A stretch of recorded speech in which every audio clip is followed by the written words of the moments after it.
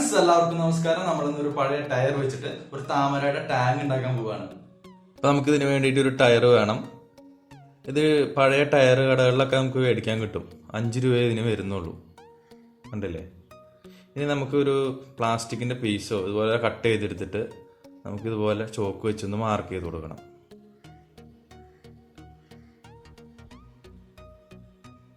കറക്റ്റായിട്ട് അളവിന് കിട്ടാൻ വേണ്ടിയിട്ടാണ് നമ്മളിങ്ങനെ ചെയ്യണത്.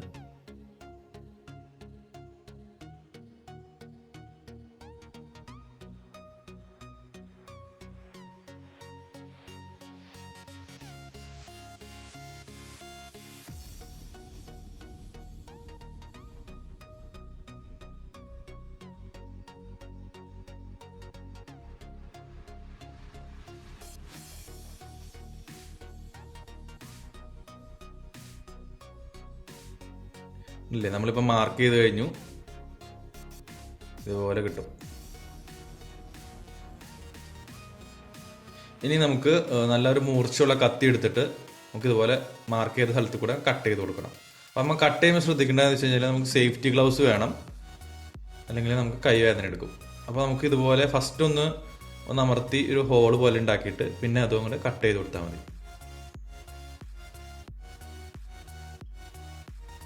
ഇങ്ങനെ എല്ലാ ഭാഗത്തും കട്ട് ചെയ്ത് കൊടുക്കണം.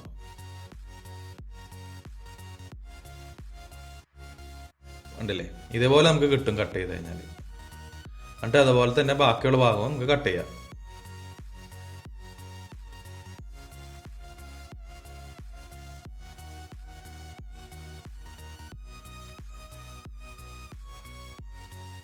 ഉണ്ടല്ലേ, ഇതേപോലെ അങ്ങോട്ട് പോരും.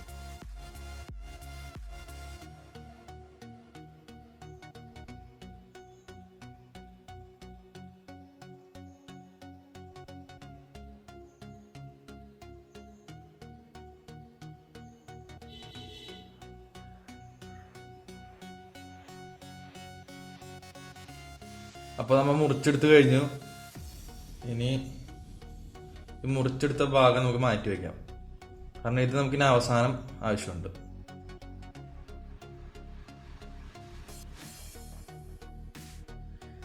ഇനിയാണ് നമ്മുടെ ട്രിക്ക്.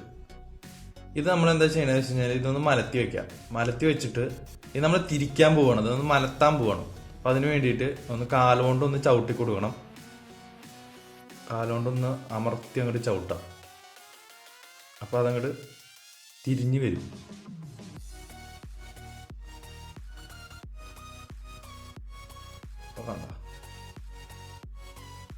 ഇങ്ങനെ തിരിച്ചിട്ട് പിന്നെ കൈ കൊണ്ട് പതുക്കെ പതുക്കെ മടക്കി കൊടുത്താൽ മതി.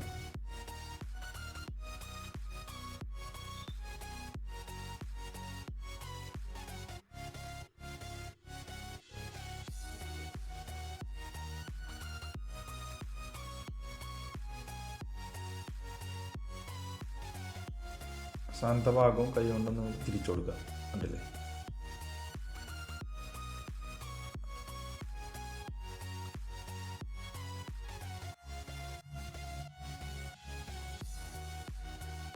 നമ്മുടെ സംഭവം റെഡി ആയിട്ടുണ്ട്.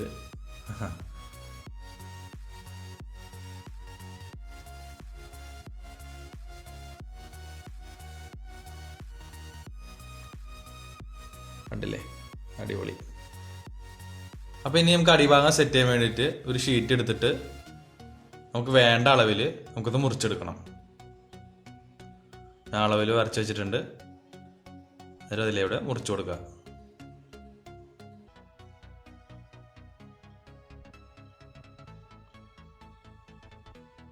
ഈ ഷീറ്റിനൊക്കെ നിസ്സാര വില വരുന്നുള്ളൂ കേട്ടോ. എന്നിട്ട് നമുക്ക് സെറ്റ് ചെയ്യാൻ വേണ്ടിയിട്ട് ഞാനിവിടെ ഫ്ലെക്സ് ക്വിക്കാണ് ഉപയോഗിക്കുന്നത്. അത് നല്ല രീതിയിലൊന്ന് തേച്ച് കൊടുക്കുക.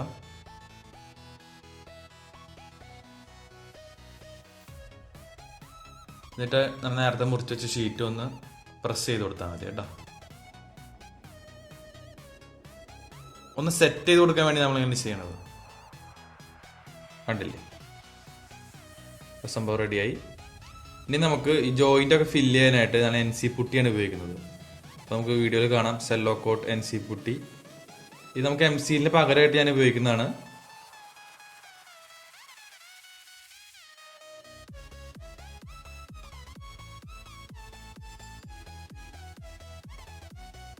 ഇത് നമുക്ക് പെയിന്റ് കടയിലൊക്കെ നമുക്ക് മേടിക്കാൻ കിട്ടും കേട്ടോ.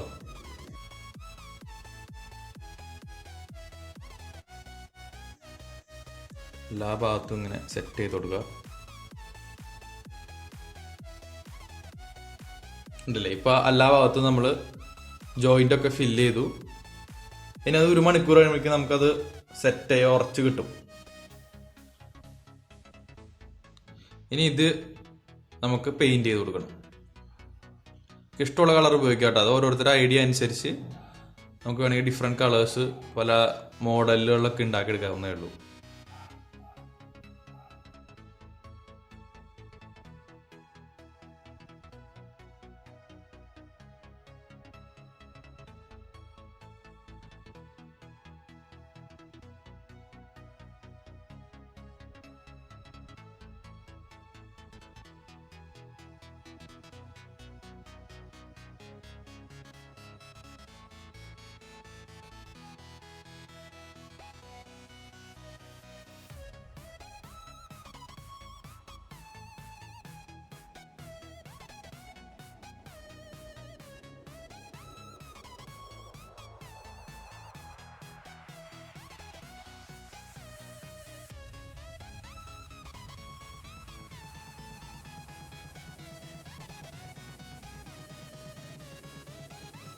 അപ്പോൾ നമ്മുടെ സംഭവം ഉണങ്ങി സെറ്റായിട്ടുണ്ട്.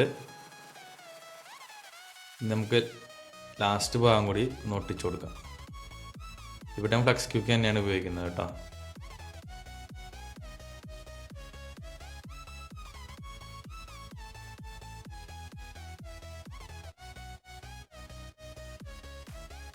പിന്നെ വെച്ചിട്ട് ഒന്ന് അമർത്തി കൊടുത്താൽ മതി. നമ്മുടെ സംഭവം റെഡി ആയിട്ടുണ്ട് കേട്ടോ. ആഹാ, അടിപൊളി.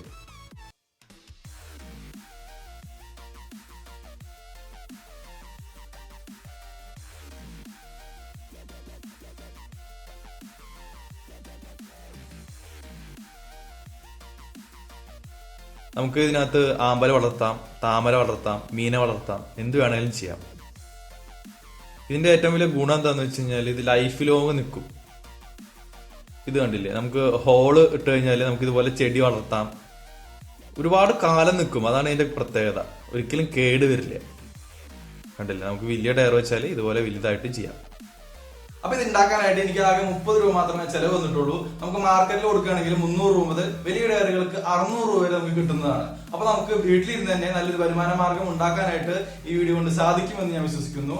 വീഡിയോ ഇഷ്ടപ്പെട്ടെങ്കിൽ തീർച്ചയായും ലൈക്ക് ചെയ്യണം, ഷെയർ ചെയ്യണം, സബ്സ്ക്രൈബ് ചെയ്യണം. It's me Albi signing of.